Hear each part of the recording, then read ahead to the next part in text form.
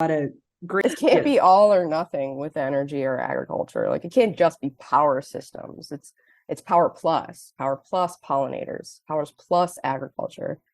And people should care about AgriSolar. It's really practical and integrated solution that's going to address so many of our sustainable development challenges. This episode, the fifth of our AgriSolar Clearinghouse podcast series, is a conversation between NCAT Energy Program Director Stacie Peterson and Alexis Pascaris, the Executive Director of AgriSolar Consulting. Alexis is a consultant and a stakeholder in the AgriSolar Clearinghouse. She and Stacie discuss the social aspects of AgriSolar, including the concept of energy as a social matter with technological components, the importance of cultural landscapes around AgriSolar operations, and the social license to operate them. They also address the stacked benefits of AgriSolar itself and AgriSolar projects around the country. The AgriSolar episodes are available at Voices from the Field, NCAT's ATTRA'S Sustainable Agriculture podcast series. Let's listen. Hi, and welcome to Voices from the Field. I'm NCAT Energy Program Director Stacie Peterson, and I'd like to welcome Alexis Pascaris to the show. I'm lucky enough to work with Alexis in several capacities in her work at AgriSolar Consulting. She's a contractor with us for the AgriSolar Clearinghouse, and she's also a stakeholder. Alexis, welcome. Hey, Stacie. Thanks so much for having me onto the show. I thought we could start by you talking about AgriSolar Consulting and how you got started and the different types of work you do. Definitely. Well, it's been such a journey. I can trace my love for AgriSolar all the way back to my time in graduate school. I was at Michigan Technological University, working in the master's program in environmental and energy policy. And I knew I was really passionate about the energy transition, land stewardship, conservation. So when the opportunity arose to serve as the lead research assistant on a DOE-funded agrivoltaic project, I knew it was meant to be. I was super energized, and I took the opportunity to train in social science research methods, and I used those to really start looking at agrivoltaics from a social and political perspective. So my graduate thesis was actually built on a couple of years of interviewing and surveying farmers, solar developers, rural community members. I'm really just trying to find barriers and opportunities for agrivoltaics in the US and develop recommendations for best practices. So when I finished that program, I had a really robust research portfolio and a really clear vocation to fill. So I went on and I founded AgriSolar Consulting. This was the summer of 2021. My goal really is to advance sustainable land use and drive agrivoltaic solutions. So everything has unfolded so gracefully. It's just so beautiful to wake up and get to do righteous work that you're passionate about. So what I'm doing right now is managing agrivoltaic R&D projects across private and public partners. And some of those partners include you, the National Center for Appropriate Technology, we got the University of Arizona, American Farmland Trust, and I support all these different partners through research, advocacy, stakeholder engagement, regulatory engagement as well, all the fun stuff. And I can get as granular as you'd like on those, but at a high level, I wear a lot of different hats, and I'm just really working to deliver robust research and development outcomes for agrivoltaic in the US. So I really care about this work, and I'm really grateful to share the journey with you. Yeah, you've been with us the whole way. I mean, you were at our first field trip. You've been a stakeholder the whole time. It's just been so great to have you throughout the whole shape of the AgriSolar Clearinghouse and everything that we've done. So it's been great to travel with you. Absolutely. Let's start with talking about, why do you think people should care about co-locating agriculture and solar?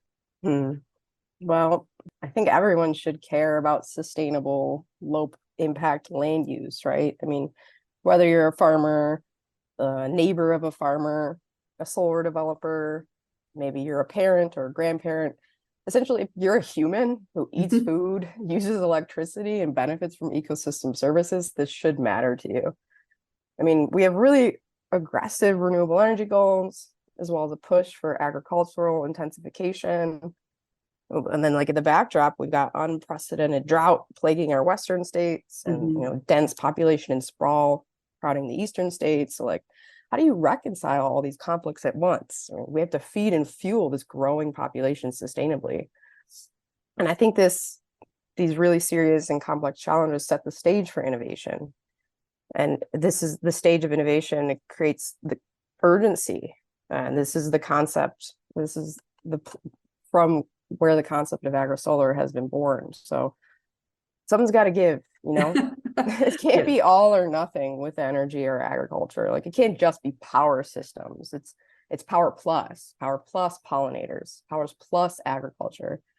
And people should care about AgriSolar. It's really practical and integrated solution that's going to address so many of our sustainable development challenges. Yes, I agree completely. So let's talk a little bit more about the research that you've done on community attitudes. Have you seen the community attitudes shift about solar development when it is a co-location, when it's AgriSolar? Yes. Thank you for raising this. This is like the heart of my work. I really love to geek about it. So let me kind of step back and say that many social scientists, including myself, we've been stressing that energy development is a social matter with technical components instead of a technical matter with social components. Mm-hmm. And that change in perspective is really meaningful, because if we appreciate that energy technology is for us, it operates in our social and political context, then our approach to the energy transition is going to be really different. So I'm sure everyone listening has heard about instances or been involved in instances of public opposition to development. So maybe that's an opposition to residential development in your neighborhood, or maybe even a solar project. And that organized public opposition is super powerful, and it can block development efforts. Let me share a real life case study, and then I can talk about the research that I did that was kind of inspired by the case study. That'd be great. So I've really seen and lived the effects of organized opposition to energy development. So I'm up in Michigan's Keweenaw Peninsula, about as far north and as far west as you can go, surrounded by the big Lake Superior on all three sides. And we love our rugged landscape. This big lake is part of our identity. And every spring, actually right now, we're witness to one of the world's greatest raptor migrations. So big birds of prey are filling the skies as they migrate back. And many of my neighbors are proud members of the Audubon Society. And a huge part of their ethos is maintaining a healthy environment for birds. And guess what? Big wind turbines don't fit into that vision. Of course. So one day I woke up and there's like big signs up and down the highway, no wind. And then I eventually learned that a proposed wind development was successfully blocked by the community. So like the moral of my story, community sentiment towards development really matters. Viewscapes matter. Cultural heritage matters. Yes.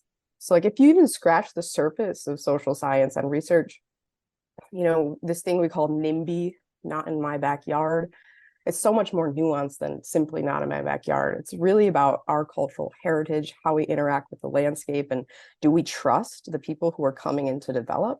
Is the development going to be fair? Is it built on principles of distributive justice? It's like I wanted to explore all that, but in the context of agrivoltaics. So I wanted to measure it. I wanted to understand that sentiment. And so I developed a project during my last phase of my graduate work at Michigan Tech, which was a public survey. And I aimed to assess if support for solar would change, but in the context of agrivoltaics. So this wasn't related to the wind farm issue, but rather inspired by that. Sure. So I wanted to understand how things could be different if we were talking about solar and agriculture together rather than offshore wind in the big lake. So I surveyed 2 U.S. counties, Fulton County, Michigan, where I am, and then Lubbock County, Texas, which was the location of one of our research partners. And I asked the survey, like the hallmark of the survey was, would you be more likely to support solar development if the project integrated agricultural production? I want to know if community attitudes towards solar are different if the project is agrivoltaic. I found that it was roughly 82% of my respondents would be more likely to support solar in their community if it included agricultural production. Yeah, that's amazing. Incredible. Yeah. Wow. Right. Like if you take that result and you interpret its implications, well, this is a really amazing opportunity to soften opposition to solar by delivering stacked benefits. Like, especially if we're talking about a site proposed to be developed on farmland, that naturally raises opposition. But if you maintain the agricultural function of the land, it's so much more agreeable. People see their values and interests. It fits within the community character. Yeah, it keeps It's that no cultural longer landscape. Right. Yes. It's no longer a threat to the agricultural heritage. I think this is like a really important aspect of agrivoltaic development, is understanding how it fits within the community character so that we can mitigate siting challenges as we go to meet our renewable energy goals. Yeah, and I think it's so respectful of the cultural landscape, and it helps involve the community, and it increases that social license to operate. Yes. Do you think that, based on this research and, all that we've talked before about the social license to operate and the cultural landscape and the importance of that, do you think that this is going to move the needle across the country, or do you think we're still in the awareness phase of this? Yeah, I would say yes to both. So yeah, we're still learning and we're still building awareness, but we're also seeing how agri-solar projects provide the platform for enhanced community relations and like delivery of those triple bottom line benefits. So when I hear social license to operate, I think about community engagement, improved siting outcomes, and distributive justice. So that's something that you earn and maintain. The solar companies earn and maintain the social license to operate in rural communities. And in the context of agrivoltaics, this means projects need to be legitimate. They need to adhere to certain standards and land use objectives. Like, companies need to be seen doing the right thing. And that's how you build trust. And that's the basis for project acceptance. Yes. I think a lot of that is doing the work is gonna involve doing the work to understand the local context. So the project needs to be driven by local stakeholders. Farmer and community engagement has to be prioritized. These systems have to be built on those local values and agricultural practices. If everyone's involved, everybody's wins. And that's how the solution's going to work. Yeah, I agree. And I think having a long-term plan is really important too. And for the community to understand what does this look like in 25 years? What does the decommissioning look like? What does the land look like for my kids, and for a couple generations from now? Right. Yeah, the project's not going to exist in a vacuum. It's going to be in people's backyards. They want to connect with it. Right. And it's their backyard. So of course they care about it, and they want to know that the solar companies care about it as well. So you also work with American Farmland Trust, and you've worked on stakeholder engagement around co-location with them. What have you found in that work? Yeah. Thanks for raising this. It's really robust effort I was honored to be a part of. So I'll give a little context. So I partnered with the American Farmland Trust last spring to help manage their Connecticut Smart Solar project. And the goal of that project was to inform future action, research, and legislation in the state when it comes to solar on farmland. So I came in and we convened an advisory committee. So we pulled together representatives from Connecticut Farm Bureau, University of Connecticut Extension, a whole team of amazing people. And we collaborated on the design of a survey, and we distributed that survey to farmers and farm landowners in the state. And while that survey was out in the world, I also led solar industry engagement. So developed or conducted one-on-one interviews with solar developers and then convened a roundtable discussion. So we got some really interesting and robust insights across these actors, and we synthesized them. We brought them together to develop recommendations for farmland solar in Connecticut. Great. And we found, in the context of the farmer survey, we identified key opportunities from their perspectives, key opportunities when it comes to solar on farmland. And we actually found high levels of interest in leveraging dual use solar for farm viability and income diversification. So from a farmer perspective, it was about increasing revenue and diversifying that income, as well as thinking about long-term farm viability. But there was also concerns. There was concerns about impacts on farmland preservation and productivity, as well as impacts on land prices and land access. And I will say that this project resulted in a white paper publication, and it includes insights from the solar industry as well, and our 7 recommendations that we've delivered to regulators in the state. So I'll send you that report and the link, and you can include it in the show notes. We will do that. Yes. Great. And what did you hear from the solar side? You talked about from what the farmer found. What did you hear from the solar? Definitely. So the solar industry engagement efforts found developers are really interested and motivated to deliver dual use or agri-solar projects, but there was a lot of barriers. So they elaborated on project complexity and costs, and there was a big red flag around regulatory gaps. So like how a lack of alignment between state agencies makes development challenging. Like there wasn't a clear pathway, not many clear standards or a robust framework that brought the agencies together to give clarity to developers who wanted to deliver these systems. So while there was the inspiration and the right attitude and willingness to deliver, there's a lot of barriers that were hindering the delivery of these projects. Yeah, and I mean, so much of that is because it's in its infancy. So speaking of that, you just were part of the AgriSolar Policy Guide. You were one of the authors on that. And I know it's a swiftly changing landscape, but we did that guide, and a lot of the policy that's developing will hopefully support this development across the country. Based on the states that you covered, can you give a few highlights of the policy approaches? Yeah, for sure.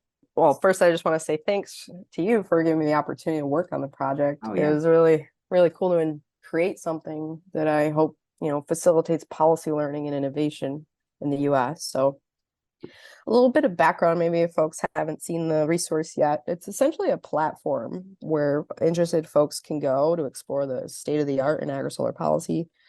I think it's a really good supplement to the recent publication on policy approaches to dual use. So Heidi from the Center for Rural Affairs authored that report in partnership with the Clearinghouse, and she provided a really good macro framework about agri-solar policy. And then I came in with state level initiatives, and Allison Jackson from the Colorado Agrivoltaic Learning Center focused on local level land use code. It's really comprehensive. It is. So for the state level aspect, I pulled together initiatives from Illinois, Massachusetts, Michigan, Minnesota, and New York.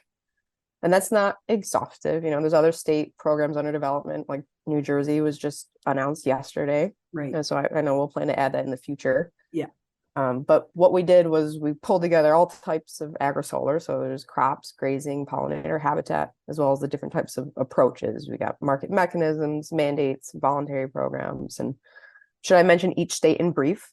Sure. Just so folks can get a flavor of, what types of policy approaches are there if they're interested for this in their state, or, just a place to get started. They can look at the publication itself, but I think it's useful to hear your perspective on what you think these main approaches are. For sure. So I'll start with Illinois. Well, Illinois is using a scoring system. That scoring system puts value on qualitative objectives of projects, which translates to agrivoltaics in some cases. And so that this value takes the form of the rewarding of additional credit or points to developers who deliver agrivoltaic solutions. So the more points you get, your project is elevated in the Illinois Community Solar Block. So that's one approach. It's a scoring system. There's no market mechanism attached to it. But moving on to Massachusetts, there is a market mechanism. The state of Massachusetts is using a feed-in tariff to drive innovation in agrivoltaics. So developers who qualify for the adder are rewarded a compensation rate of 6 cents per kilowatt hour of agrivoltaics, which I think really helps. Yeah, it's made a big difference there from what we saw on our tour last year. Definitely, I've heard from different developers that adder makes the project financially viable. Without it, they wouldn't be able to deliver the solution. So I think it's huge. So the Illinois and Massachusetts programs, they're really focused on crop and livestock-based applications. But then here in Michigan, we've got a program that's explicitly aimed at driving the establishment of pollinator habitat at solar sites. So this program mandates that you develop and maintain a pollinator habitat. And this is for projects proposed to be sited on preserved farmland. So either the developer develops and maintains robust pollinator habitat, or you're not able to site solar on preserved farmland. It's pretty simple. Learn how to harvest the sun twice with practical information at NCAT's AgriSolar Clearinghouse. Get access to more than 400 peer-reviewed articles, the latest in AgriSolar news, and connect with farmers and solar developers who are working together to make the most out of our shared resources. We'll see you at AgriSolarClearinghouse.org. And how are they quantifying the pollinator habitat? Do they have like a scorecard, or is there some kind of metric that they're using to verify that it's a pollinator habitat? Absolutely. Great question. So the Michigan State University Extension, in partnership with their Department of Entomology, developed a pollinator habitat planning scorecard. I think developers have to achieve a score of at least 76 on that scorecard to be eligible for development. And I think that's a really interesting approach. It creates a standard and a baseline, and it gives developers a structure to work with. And we're seeing a similar objective, but different approach in Minnesota. So the Minnesota program is focused on pollinator habitat, but it's voluntary. It's not mandated like Michigan is. So different approach, but the objective is to encourage site management practices that provide native pollinator habitat. Oh, we really saw a lot of great pollinator habitat at solar sites because of that in Minnesota when we were there touring last summer. So it does seem even though it's voluntary, it's really made a huge impact in Minnesota. Absolutely. Because if you're a developer and you want to gain recognition for leadership in the industry, you want to claim your site provides benefits to pollinators and birds and ecosystem services, then you're going to do this. Yeah, they've done some great research there. One of our partners, Argonne, has done some great research at the Connexus site. And, they've shown like a 3-fold increase in local pollinators that are visiting these pollinator habitats. So, I mean, it's making a huge impact to the ecosystem too. Absolutely. And then kind of like tying it back to that community sentiment piece, just how different is a solar site that has gravel underneath it versus a solar site that's blooming with wildflowers and pollinators? Like, that's such a different feel, just aesthetically. Yes. Yeah, I don't think anybody could look at a photo of one of the blooming fields that NL has in Minnesota and not find it to be gorgeous, and they've also got, beekeeping there, and then they're able to have that because of the pollinator habitat. So they're getting great honey from that, and they bring the sheep in with Minnesota Native Landscapes, and they do the grazing, and they've just greatly increased the soil health. And these are just these thriving ecosystems, and it's just very different than gravel. You see, I can't imagine that folks wouldn't be more appreciative in their backyard of this type of development. Absolutely. The stacking of benefits and how you bring all these different beautiful pieces together it's just riveting. It's amazing to see that come to life. And I think that is the future. I mean, it's the now, but it's also the direction we need to go. If we're going to continue to bring solar into rural communities, these need to be beautiful projects that provide local benefits. Yes, I completely agree. And they also bring more financial stability to the region. They get the income from solar, but then they're also more resilient. You can have a smaller microgrid. There's just a lot of benefits for rural areas for this. Mm-hmm. Yeah, you're preaching to the choir, Stacie. I know. So you also do some great work with other research projects around the country in works like SCAPES. Would you like to talk a little bit about the SCAPES project and what you guys are finding there? Yeah, sure. So for the listener, the SCAPES is an acronym for Sustainably Co-locating Agriculture and Photovoltaic Electricity Systems. The 5-year project, which was funded by the USDA National Institute of Food and Agriculture. And the team is really robust. It consists of the University of Illinois, University of Arizona, Colorado State University, Auburn University, and then the National Renewable Energy Lab. So super interdisciplinary team, honored to be a part of it. And I plug into SCAPES through my partnership with the University of Arizona. So I work with Dr. Greg Barron-Gafford and Dr. Andrea Gerlach. And together we're focused on the extension, outreach, and stakeholder engagement aspect of this project. So based in the University of Arizona, we first started brainstorming about arid region agrivoltaics and like opportunities and barriers from a farmer and developer perspective. So my first contribution to the project was a food energy water nexus analysis. So essentially, I explored and overlaid agricultural, solar, and water data sets to understand the potential for agrivoltaics, like the development landscape in Arizona. And we identified a few key counties to focus case study efforts on. But then we set those aside because we decided let's broaden our scope to the national level before we zoom in on these Arizona counties, because we wanted to learn more about what's driving and challenging industry adoption of agrivoltaics in the US, gather that insight, and then come down to the ground level and actually go talk to farmers and other community stakeholders and pull people together. So we zoomed out and started conducting interviews. We completed 18 interviews with solar developers across geographic regions and operating scales. So this was really built on my previous work. We centered our interview questions on like techno-economics, community, and socio-political aspects of agrivoltaic development.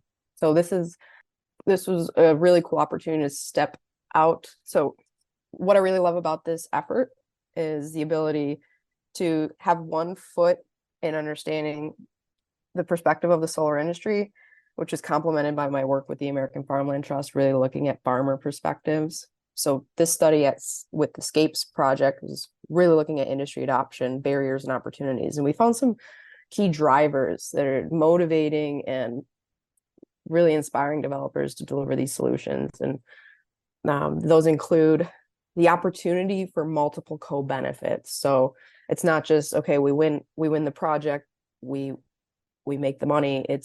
We're able to do so much more with an agrivoltaic project. Like, we build a really nice reputation. We actually connect with the people in that community. It's not just like build the fence and throw the keys. Like, we're there for the long term, and it makes such a difference. And they care about that. Right. Another driver is pressure from public opposition to solar on farmland. So again, if you're going to come into a community, you're proposing to put solar on the farmland, that's naturally going to raise opposition. But it's different if we deliver an agrivoltaic solution, and that's opening doors and allowing developers to step into spaces that otherwise would have raised opposition. And they're also being pushed and incentivized by market signals, like all the things in the AgriSolar policy guide. Policy programs, they create signals and the framework for moving forward. So that's really driving industry adoption. And we see that. But as I kind of mentioned about what I found in Connecticut, we also see a lot of barriers to industry adoption. And that's just part of what we're working through in the early stages. And I found one of the key barriers, previous scholarship refers to it as the liability of newness. Right. There's so many unknowns and uncertainties, and I just want to be able to calculate my costs and risks. And I want to have certainty and confidence in my investment. And all those uncertainties really translate to technical and economic challenges, as well as regulatory challenges. So like this liability of newness, things are uncertain and complex. It makes it hard for developers to perform cost-benefit analysis. And it also has been exposing like shortcomings in our ability to regulate things that don't fit neatly into our policy silos. It's like everything's so complex and connected. I don't want to overshare the results because the paper is currently under peer review. But I will say what it does help us is like understand like how do we go from like a niche innovation to a mainstream market norm. We need synchronistic improvements in not only the technology, but in user practice, how people interface with it, as well as the regulation. Do you think things like, insurance and, just maybe what's going on within the solar company, given its size? I'm thinking like, is there a difference between like a small scale solar and maybe a large scale or utility? Like, is there more of a resistance to this because of that liability of newness with a larger scale solar? Or do you think there's any difference in the scale of solar? Yeah, great question. Well, in the context of this study that I just talked about, I was able to aggregate the findings because there wasn't much difference across operating scale. But I can say that if I zoom beyond the study, I have seen instances in which developers that operate like internationally, very large scale companies, they have to pull across different functional departments. Like we need engineers, we need to pull together the insurance and the business strategy and development. And it's more of a stretch to bring everyone onto the same page. Whereas if you're working with a smaller firm, perhaps the team is smaller, the mission ideally is more centered and collective. But at the large scale, it's happening. I mean, we're seeing great case studies. Our dear Lexi Hain, original founder of the American Solar Grazing Association. Now she's stepping in as the director of land agrivoltaics and land management at Lightsource BP. And she's confided in us that she, like, her first year was just navigating who does what, how do we pull everyone together and then move collectively towards this. So there are different dynamics across scales, but I think at its core, the drivers and barriers remain the same. Yeah, that makes sense. So, given that, where do you think this is going? Do you think that we're going to see more AgriSolar development on a small scale, or do you think that we'll start seeing more utility scale adoption, or do you think it's going to look different in different parts of the country? Yeah. I think the beauty is like the diversity of opportunities. So each agrivoltaic system is going to be built to reflect local agricultural practice and those community values and interests. So it'll look different across the map. If the industry really does work closely with farmers and community to build a project, it's inevitable the efforts will result in like a nice spectrum of solutions. So utility scale grazing in the Southeast, community scale specialty crops in the Northeast, and then we're in communities that are slow to accept, pollinator habitat will be a great fit. Not a day goes by I don't think about agrivoltaics. It sounds pretty crazy. I'm the same. Maybe we should get that checked out, but we're living and breathing this every day. And Yes. What I've been able to do here at AgriSolar Consulting is like allow me to work across climatic zones at different levels of engagement and really get like a bird's eye view of what's happening. So I can say with a certain level of conviction that we need all types of AgriSolar solutions. We need innovative niche applications in the space constrained states. We also really need large scale projects that capture the shade and water saving benefits for farmers in drought stressed regions. So I really want to flag the potential for agrivoltaics in arid regions is immense. And I think that potential is more so greater for the farmer and the community, which is what this is all about. Great. So, I agree. And I think, Greg's research has shown like you can almost have your water needs in those arid regions, even more in some cases. So I agree with you. That's going to be a huge driver, especially in the arid West. absolutely. So before we're out of time here, I wanted to ask a little bit about your work with Spade and the great tools that you have available for farmers there. Would you talk a little bit about that work? For sure. Yeah. Well, Spade, the software tool, is born out of a partnership with Sandbox Solar. Ian Score, the founder of Sandbox Solar, he's based in Fort Collins, Colorado, as well as Thomas Hickey, a horticulturalist leading agrivoltaic research at Colorado State. And we also have Ladybug Tools on the team, which is our software engineer. So the Spade tool models agrivoltaic system performance. And with it, we're really able to help farmers and developers understand what trade-offs exist between their solar system design and the crop potential. A really great case study of how Spade has been used to support farmers is a story of Summit Plant Labs in Fort Collins, Colorado.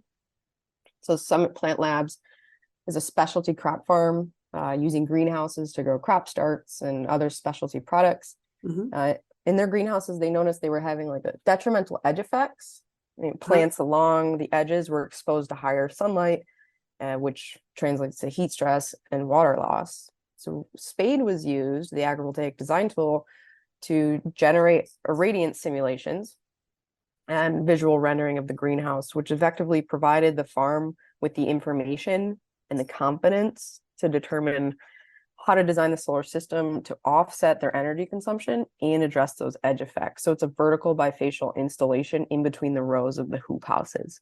It's beautiful. And I really love this project, because the goal of the tool is really to boost farm viability long term. And if we can be part of that due diligence and the feasibility assessment up front, and I'm content and I'm confident in these agrivoltaic solutions. Right. So yeah, the case study is actually featured on the AgriSolar Atlas. So you can Yes. learn more by visiting the clearinghouse and exploring that map. That's great. Well, thank you so much for taking the time to talk with me today. Where can folks go to learn more about everything we've talked about? Yeah, I think folks should start with the AgriSolar Clearinghouse, agrisolarclearinghouse.org. It's always, there's so much to learn and so much to explore there. As well, I think you could direct folks to the National Renewable Energy Lab's Inspire program portal. Yes, great. My website, agrisolarconsulting.com, has a portfolio of all my research and projects that we discussed. Also a great place to explore, and I'll share some links to be included in the show notes as well. That sounds great. All right. Well, thank you so much, Alexis. Thanks, Stacie. It's always a pleasure to geek out with you about agrivoltaics. Yes. Thanks so much. That's it for this episode. Thanks for listening. Additional information about this episode and related resources can be found at attra.ncat.org. Don't miss an episode. Subscribe to Voices from the Field wherever you get your podcasts. I'm your host, Rich Myers. ATTRA, Voices from the Field, is produced by the National Center for Appropriate Technology, headquartered in Butte, Montana. It's supported by the USDA Rural Business Cooperative Service as part of NCAT's ATTRA Sustainable Agriculture Program. Any opinions, findings, conclusions, or recommendations expressed in this recording are those of the participants and do not necessarily reflect the views of the USDA or NCAT. We'll catch you again next week, and until then, keep on farming.